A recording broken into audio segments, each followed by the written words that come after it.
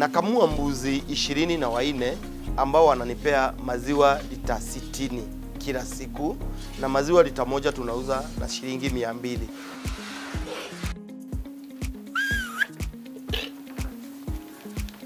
For the last 3 years, he has been ranked as the best dairy goat farmer in Nairobi International Trade Fair, or if you like, Nairobi ASK show. I'm talking about Robert Macharia. Now, from the showground to Mwihoko, where he's practicing dairy goat farming. And we want to understand just what does it take to be the best. Welcome to the program. My name is Elijah Mwangi. First things first, let's have our food for thought.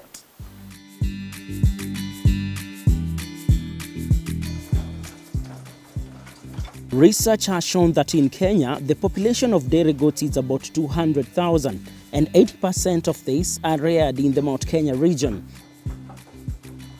The demand for dairy goats milk is increasing because of its medicinal and nutritional status, as well as the special interest in goat milk products like yogurt and cheese.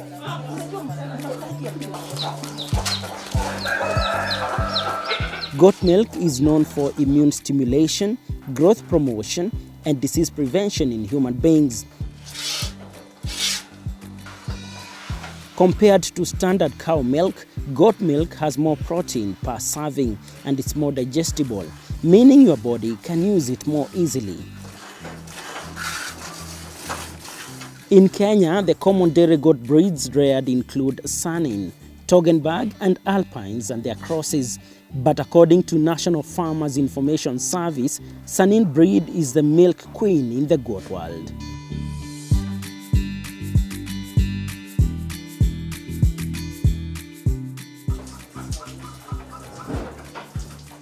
Robert Macharia's dairy goat farm in Mwihoko, Githurai, Kiambu County may pass for any other ordinary home, but a visit to this farm tells a completely different tale. What started off as a part-time activity for Robert Macharia has now turned into his major source of livelihood. Mimi nilianza ukulima huu wangu wa mbuzi kwa njia ambayo ni ya kimaajabu sana. Kwa maana mimi nikianza hii ukulima sikuwa natarajia siku moja nitakuwa mkulima wa mbuzi. Lakini ilikuwa ni mambo tu ya Mungu kulingana na venye alikuwa ameipanga. Kwa maana mimi nimekuwa nikiajiriwa na nimekuwa nikifanya kazi miaka mingi, lakini ikafika siku moja nikakuwa kazi imeisha na niko na familia, na wakati nimekuwa na familia ikakuwa shughuli kubwa sana ni kushughulikia jamii yangu. So ikani gharimu ya kuwa natumia pesa mingi sana kununua maziwa ya watoto. So ndivyo nikaonelea ni vizuri nianze tu na mbuzi wawili ambao wangewezesha familia yangu kupata tu maziwa ya kukunywa. Hapo ndio Mwihoko Dairy Goat ilianzia, ila sikuwa nafikiria itakuwa kubwa hivi. Ambapo tunaongea ilikuwa ni mwaka wa 2011. Ndio nilihamia hapa Mwihoko na nikaanzia hii ukulima ya mbuzi kwa hali tu ya kukua nataka familia yangu ipate maziwa. Baadaye ikakuja kugeuka na kukua a big farm like this one you can see, ambayo niliita Mwihoko Dairy Goat Farm. From a humble beginning, Macharia's agribusiness venture has grown in leaps and bounds thanks to the nutritional value of the dairy product, which is sought by many, especially those under medication who take it to improve their health. Kulingana na hii ukulima wangu, mambo mingi yale nitakueleza hapa sio yale nimeenda kusoma. Mambo mingi yale nitakueleza hapa ni yale mimi mwenyewe nimefanya practically. Na nikakuja kurealize hivyo ndivyo inastahili. Mimi hapa kwangu na factor in niko na mbuzi 78, 78. Kwanza naangalia wote wanakula nini. Either anatoa kitu ama atoi. Kwa maana kuna mbuzi kama zile, kuna watoto wadogo hawakamuliwi. Kuna wale wako na mimba hawakamuliwi. Kwa hivyo unapata ya kwamba wale wanakamuliwa ndio wanaleta pesa hapa kila siku. Kwa hivyo hiyo pesa yenye wanaleta atuchukulia ya kwamba wao tu ndio wanakula. Tunachukua hesabu ya famu mzima. Na nikiangalia kama mimi Sasa after kukamua lita 60 kwa siku, naangalia lita moja ni shilingi 200. Shilingi 200 hiyo ni 12,000 kwa siku. 12,000 kwa siku, mimi natoa nusu ya hiyo pesa. Tunagawanyana na hawa mbuzi.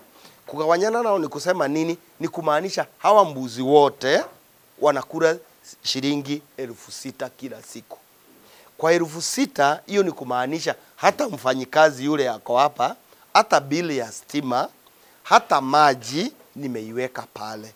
Lakini unapata ya kwamba kuna other costs mkulima pia anafaa kuangalia. Vitu kama infrastructure.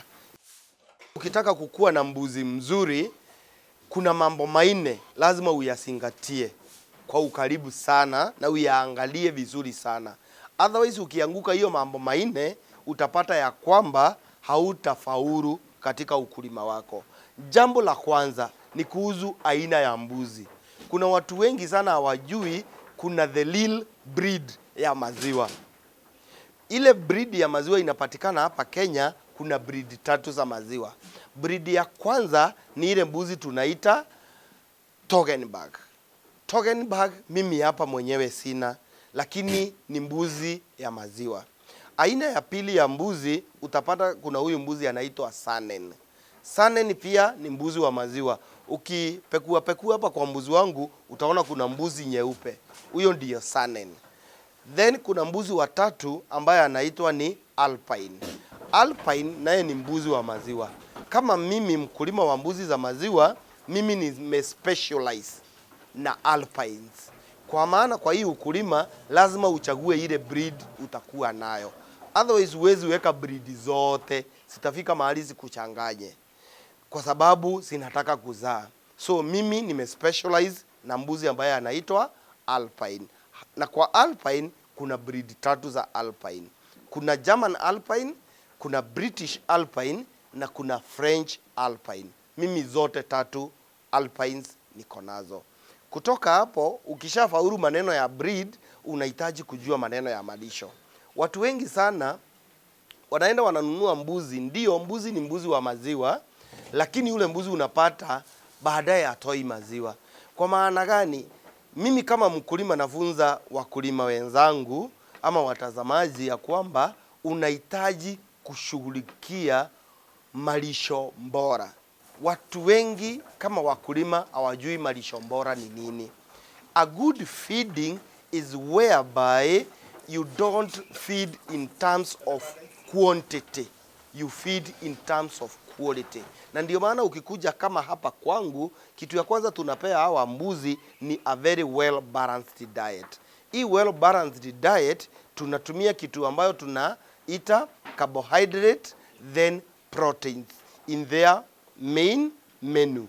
So unapata sisi tunalisha na nyasi ambayo tunaita ni boma rhodes. Boma rhodes is a source of carbohydrate. But rusani kama hii unaona hapa nayo ni protein. Kwa hivyo saa zile hawa mbuzi wanakuranga kwanza a very well balanced diet ambayo ni carbohydrate na protein. Na ndio boma rhodes na rusani. So unapata hapo tumefaulu. Bado tukiwa hapo kwa malisho tunaangalia kitu tunaita supplement. Supplement and the minerals. Hiyo ni kitu ingine ya muhimu sana. Unapata ndio maana tunatumia unga kama hii ambayo tunaita kwa kimombo dairy meal. Dairy meal kwetu hapa kama farming ndio tunaita supplement.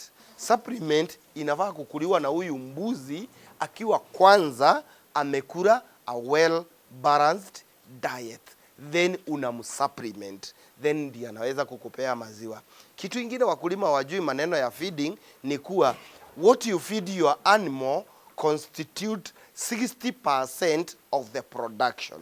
Kwa hivyo hii mbuzi usipoilisha vizuri itapoteza 60 kwa 100 kwa ile mapato itakupea. So ni muhimu sana uhakikishe ya kwamba umelisha huyu mbuzi vizuri. Ya tatu ni about the housing. Housing ukiangalia venye tumejengea mbuzi wetu, housing inawapatianga kitu tunaita comfort. Comfort kwa huyu mbuzi inamsaidia kwa maana yeye akikula tu anahitaji kulala na apumzike. Hiyo ni jambo la kwanza. Jambo la pili about the housing, linasaidia hawa mbuzi kusaidia kuwazuia magonjwa. Kwa maana magonjwa mingi ambayo inakuja kwa hawa mbuzi huwa inatokana na uchafu. Kwa hivyo huyu mbuzi ukiangalia venye tumewajengea wako mahali pako juu. Nyumba ya mbuzi inafaa kuwa futi 2 kutoka kwa ardhi. So hawa mbuzi unaona venye tumewajengea juu ndio tuweze kuseparate uchafu yao, mkojo yao na mahali wanakaa. Kwa maana sisi tunalisha hawa mbuzi na njia ambayo tunaita ni urban farming. And in urban farming is whereby we have a very small space. In this small space is whereby, like now my plot is measuring only 40 feet by 60 feet. Plot ya 40 by 60 na inatoshea mbuzi hawa wote, unaona ni lazima ikuwe imepangwa vizuri. Na watu wengi wakikuja hapo wanafikirianga a farm lazima ikuwe kubwa. Hii farm yetu sasa ndio tunaita urban farming. Then urban farming unaweka hawa mbuzi kwa njia ambayo tunaita zero grazing. Kwa hivyo ni kumaanisha huyu mbuzi anakaa hapo, anakulia hapo na analala hapo. From Macharia's story, it appears that dairy goat farming is emerging as a high return option for Kenyan small-scale farmers. However, like many agribusiness ventures, innovative ways of doing value addition remains a challenge. From his experience, Macharia speaks about key areas that are a must check for a prospective dairy goat farmer. Maugonjwa yale mimi wanga naambia mkulima ni maugonjwa 4. Ugonjwa ya kwanza ni ugonjwa tunaita ya kudairia. Hiyo ni ugonjwa inauanga mbuzi na masaa 24. Within 24 hours mbuzi akianza kuhala anaweza kuwa amekufa. So diarrhea. Na diarrhea nayo tunaangalianga inaletwa na nini? Diarrhea sana sana inaletwa na ile kitu mbuzi anakula. Ukiangalia kwa mfano, ndio maana mimi nilichukulia ukulima wangu kulisha mbuzi wangu na majani ambayo imekauka. Kwa sababu majani ambayo imekauka haina bacteria. But nikienda kwa mkulima ambaye labda akona shamba na akona mahali anaweza kata majani yake, na mualifu asitumie ile method tunaita cutted feed method. Cutted feed method ni ile unaenda kwa shamba, unakata na unakuja unalisha. Kata majani yako leo, lisha nayo mbuzi wako kesho. Hiyo itakusaidia sana kuepuka na ugonjwa ya diarrhea. Ugonjwa ya pili ni ugonjwa ambao tunaita mastitis. Akikaa mahali chafu, huyo mbuzi atapata ugonjwa ya mastitis. Na ndio maana na sisi tumejengea mbuzi wetu vizuri sana. Ukiangalia kama saa hizi wengi wao wamelala. Ukiangalia mahali wamelala ni mahali safi. Kwa hivyo ugonjwa ya mastitis tunamalizana nayo. Ugonjwa ya tatu ambao ni very broad, ni ugonjwa yani kubwa sana. Nikijaribu kuieleza kwa ufupi, ni ugonjwa ambao tunaita respiratory. Respiratory, most of the respiratory diseases, they are also airborne diseases. And when they are airborne diseases, that means hata kama umeangalia kona zote, ugonjwa hiyo inaweza kuja pia na upepo. Uzuri ya maugonjwa ya respiratory, kuna vaccine, especially ya ugonjwa tunaita CCPP. Iko na vaccine. So kama mbuzi wangu mimi huanga nawapatia vaccine every once per year. Ugonjwa ya mwisho ni ugonjwa ambao tunaita pink eye, ugonjwa ya macho. Ugonjwa ya macho ni ugonjwa ambayo inaletwa na inzi. Inzi wakati kwa mfano imetembea huko nje, imeguza mnyama fulani akiwa na hiyo ugonjwa, then hiyo inzi ikuja kwa farm yangu, unapata mbuzi wangu anapata hiyo pink eye. Pink eye nayo dawa iko. Unamweka tu kwa macho, ukiona kama analia, na hiyo ugonjwa mnamalizana. Hizo ugonjwa 4 ndio nimeona sana kwa mbuzi. Quite an inspiring story from Robert Macharia, who is milking cash, so to speak, from his dairy goats here in Mwihoko. After the break, Time to speak to our expert on the best management practices in dairy goat farming.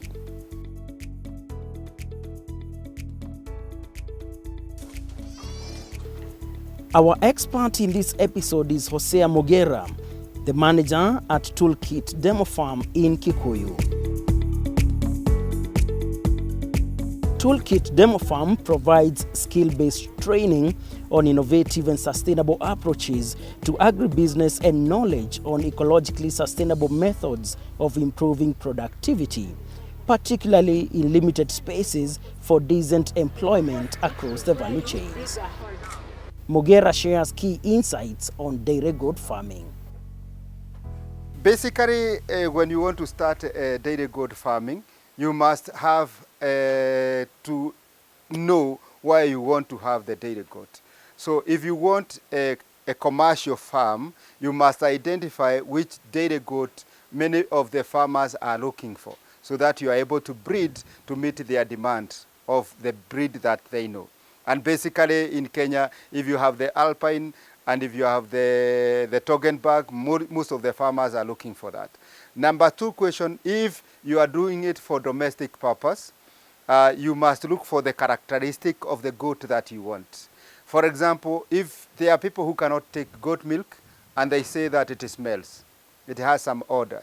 So if you want for drinking and for your family, then it's good to choose the Alpine because the milk is plenty, but it has no odor. When you make tea or you are taking it fresh, nobody will be able to know that the milk is from the goats. Number three, you must also check your climate conditions. What are the climate situation in your area? And as I had said, that there are goats that will survive in most of the region. There are some who will survive in very hot conditions, and some will do very well in cold. And therefore, you may choose depending with your location. So these are the three most important factors to consider before starting the goats rearing. And the final, which is general for any, is do you have the feeds? And you have some very little time, because it requires very little time if you organize your food systems very well. As a farmers, we always say that milk is not from the animal. You put milk in the animal. The animal has the potential to give you as much milk as you are able to put, meaning your feeding will determine whether you get good milk or not. Number two, you need to know the characteristic of the animal that you get an animal that has a good lineage. Okay, so production will be determined by the lineage, and number two, the feeding. So if you get the two combination right, then I would say, for the example, the Alpine that we have been keeping, it will give you an average of 2 liters. If it's a very good one, 3 liters. Some people get 4, but those are occasional cases. But if you go for the perfect breeding, you may get 3 and 4. For what you get from the ordinary farmers is 2 liters to 3 liters. And then the feeding must be right. And it's very easy, the feeding. Give its food equivalent to 4 kgs of roughage. Ensure there is good water and ensure a balanced diet. And you are good to go with your goat. When it gives birth, it's always recommended don't milk immediately. Allow it 4 days for the kid to get the first milk, which is very nutritious, helps to build the immunity of the goat. Then after 4 days, then you'll judge from the production whether you can start milking once a day or you can leave the whole milk to be finished. In case it has twins, it's always good to allow it until the young ones are well fed, is when you get the surplus. And you can allow them to continue feeding up to 2 months if they are twins, and then you can milk once. So you'll be getting an average of 2 liters to 3 liters for most of the farmers. If you have the 4-liter goat and 3-liter goat, is always good to milk twice a day. You milk in the morning and in the evening. The system of the goats is that if you milk twice, the system will allow it to be producing milk much faster. If you milk once, as some of the farmers do, then the milk system of the goat will always work with the 24 hours instead of 12 hours. So our recommendation is when it has the young ones before 3 months, always milk once. And then after 3 months, then milk twice. Basically in dairy goats, one of the biggest challenges is bloating. And that is caused by the kind of feeds that you are giving. And therefore, for bloating, basically they are organic products that you can be able to give them. And when you come for the training, we are able to give you those products that when you go to start your farming, you are able to start with them. And they are also the traditional methods of controlling bloating. The second problem that affects most of the farmers is deficiency of nutrients. Therefore, you find your goat has fallen or is becoming weak. Before it gives birth, it is unable to stand, or it has been eating very well, and you wake up one morning, is not eating. Sometimes you find the neck is on one side, and all those are signs of deficiency. And the biggest problem or nutrition deficiency of the animals is calcium. Like the dairy goats you are milking every day, you are removing calcium from them. So, and you are removing the proteins, which is the milk. So the most important, understand the macronutrients required by the dairy goats and the micronutrients required by the goats, so that when you are feeding, you are able to give them. And then the diseases will be catered for because the immune will have grown in the animal. One big secret of being in business in dairy goat is networking. Make sure that you are in a network of other dairy goat farmers, so that when you produce your 2 liters of milk, you don't have to look for market. You can combine all of you and put the milk together, sell to one client. So number one is to have a network. Why should you have a network? When you want to sell, if you have only 1 goat or 2 goats, you may struggle to find a buyer. But when you are in the network, they always send a message, I need a goat, or I need a he-goat for mating my goats. So your life will be very easy. Number 3, if you have a problem, you can easily share it in the group. And then you'll get feedback, whether you need a vet or need somebody knows the solution. So secret number 1 is to be in a network. Secret number 2, learn the basics of dairy goat farming. About the feeding, about the diseases that are common, about the management of the kids when they are born. Because most of the farmers, they lose the young ones. And they lose them because of lacking basic knowledge. For example, hygiene. If it is born and is not sucking, what should I do? Another big and common problem, bloating. If I find my goat is bloating, what should I do? Or where should I start? Okay? Most of the people panic. They give soap, they give all traditional things. By the end, they lose their goats. But when you are you have the basics knowledge, then you are able to save a lot of costs and risk when you are doing that. So basically, get into a network. Number 2, learn the basics of dairy goat management. I do hope that you've learned 1 or 2 things as far as breeding, feeding, and general management of dairy goats is concerned. And that brings us to the end of our show. See you again next time.